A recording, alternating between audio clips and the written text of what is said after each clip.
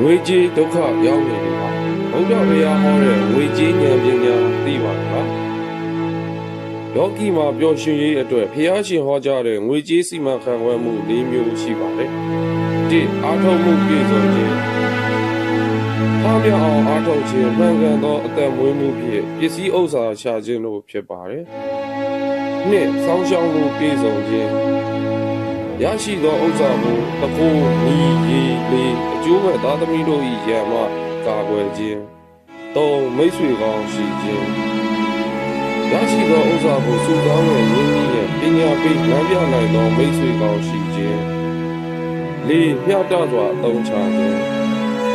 ရရှိတဲ့ဝင်ငွေကို၄ပုံကိုတစ်ပုံကိုသုံးဆွဲတစ်ပုံကိုစုဆောင်းတစ်ပုံကိုရင်းနှီးတစ်ပုံကိုဒါနကုသိုလ်ပြုပါ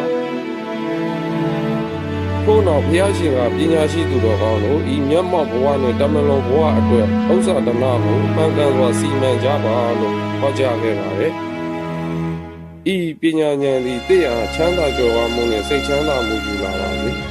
။လိုအပ်နေသူများအတွက်မျှဝေပေးကြပါ